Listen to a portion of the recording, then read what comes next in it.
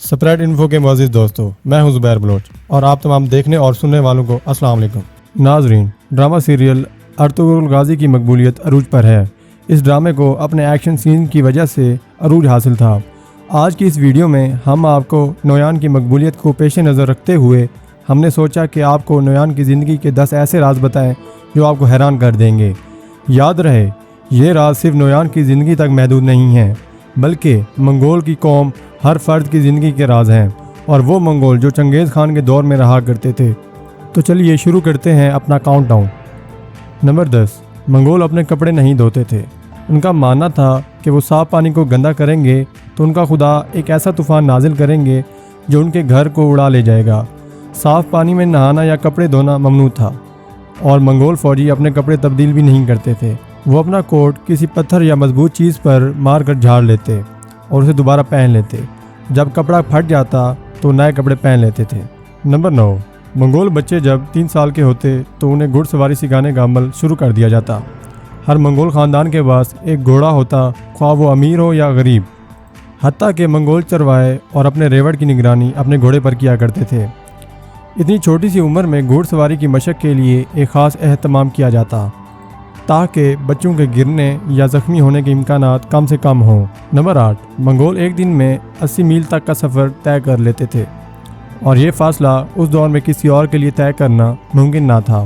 یاد رہے کہ دشوار راستوں پر 80 میل کا فاصلہ بہت زیادہ تھا، اور وہ کئی دن تک اس سفر کو جاری رکھتے تھے۔ اس دوران اگر پانی میسر نہ ہوتا تو وہ اپنے گھوڑوں کی گردن سے ایک مخصوص ناڑ کاٹ کر گھوڑوں کا خون پی لیا کرتے تھے۔ نمبر 7، ایک منگول مرد 30 بیویاں رکھ سکتا تھا۔ منگول بغیر شادی کے تعلق رکھنے کے سخت خلاف تھے، اور اگر کوئی بغیر شادی کے کسی بھی ناجائز تعلق میں ملوث ہوتا تو اس کو قتل کر دیا جاتا۔ تاہم شادی کے معاملے میں کوئی قید نہیں تھی۔ ایک منگول جتنی چاہے شادیاں کر سکتا تھا، جبکہ چنگیز خان کی شادیاں سینکڑوں میں تھی۔ نمبر 6، جب بھی کسی منگول فرد کی زندگی ختم ہو جاتی تو اس کی جائیداد کا برابر حصہ اس کی اولاد میں تقسیم کر دیا جاتا۔ سب سے بڑا حصہ سب سے چھوٹے بیٹے کو دیا جاتا، یہاں تک کہ اپنے باپ کی بیویوں پر بھی اپنے چھوٹے بیٹے کا حق ہوتا تھا۔ وہ صرف اپنی سگی ماں سے شادی نہیں کر سکتا تھا، اس کے علاوہ اس کے باپ کی جو بیویاں تھیں ان سے شادی کرنے کا اسے پورا حق حاصل تھا۔ اور اسی طرح شادیاں منگول کی تہذیب میں بہت عام ہوا کرتی تھی۔ نمبر 5، منگول سبزیاں بہت کم استعمال کرتے تھے۔ ان کی خوراک کا زیادہ انحصار گوشت اور دودھ پر ہوا کرتا تھا، اور وہ جانوروں کو بھی ایک انتہائی شفاف طریقے سے ذبح کرتے۔ جانوروں کو الٹا باندھ دیا جاتا اور اس کے سینے میں خنجر رکھ کر پورا سینہ اور پیٹ چاک کر دیا جاتا۔ وہ جانور کے جسم میں موجودہ ہر آرگن کو کھا جاتے تھے۔ زیادہ تر بٹر استعمال کرتے تھے، لیکن مخصوص مواقع پر گھوڑے بھی کھا جاتے۔ نمبر 4، منگولوں کی فتوحات کے پیچھے ایک بڑا امرچن میں نفسیاتی حربے کا استعمال کیا جاتا تھا۔ اگر مخالف فوج کی تعداد زیادہ ہوتی تو منگول اپنے اضافی گھوڑوں پر فوجیوں کی حمیز رکھتے تاکہ مخالف فوج پر نفسیاتی دباؤ ڈال سکیں۔ منگول لوگوں کے دلوں میں ڈر بٹھانے کے ماہر تھے۔ تاریخ بتاتی ہے جب وہ کسی شہر کا محاصرہ کرتے تو سفید خیمے لگا دیتے، جس کا مطلب ہوتا تھا اگر دشمن ہتھیار ڈال دیتے ہیں تو وہ کسی کو کچھ نہیں کہیں گے۔ کچھ دن جواب نہ آنے پر لال خیمے لگا دیے جاتے، جس کا مطلب ہوتا صرف مردوں کو قتل کر دیا جائے گا، اور آخر میں کالے خیمے لگاتے، جس کا مطلب تھا شہر میں موجودہ ہر فرد مرے گا۔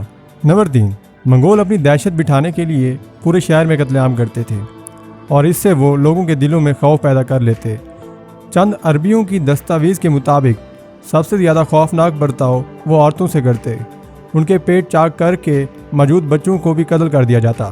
نمبر 2، منگول کا ماننا تھا کہ انسان کے خون میں اس کی روح موجود ہوتی ہے، اور اگر کسی حکمران کا خون زمین پر گرا تو وہ مستقبل میں تباہی کا سبب بن سکتا ہے۔ اس لیے وہ حکمران خاندان کو قتل کرنے کے لیے تلوار کا استعمال کرنے سے گریز کرتے تھے، اور پانی میں ڈبو کر یا سانس بند کر کے قتل کر دیا جاتا۔ نمبر 1، جب منگول فوج نے یورپ کا رخ کیا تو وہاں ایک طاعون کی وبا پھیل گئی۔ منگول سمجھ گئے کہ یہاں ان کا رکنا ممکن نہیں۔ اس وبا سے جب بھی کوئی فوجی مرتا، جس کی لاش کو ایک ایسے علاقے میں پھینک دیا جاتا جو وبا سے محفوظ ہوتی۔ ناظرین، ہم امید کرتے ہیں کہ آپ کو منگول فوج کے 10 ڈارک سیکرٹس جاننے کے بعد اندازہ ہو گیا ہوگا کہ اس دور میں مسلمان کس قسم کی شفاق فوج کے خلاف جہاد کے میدان میں مصروف عمل تھے۔ شکریہ۔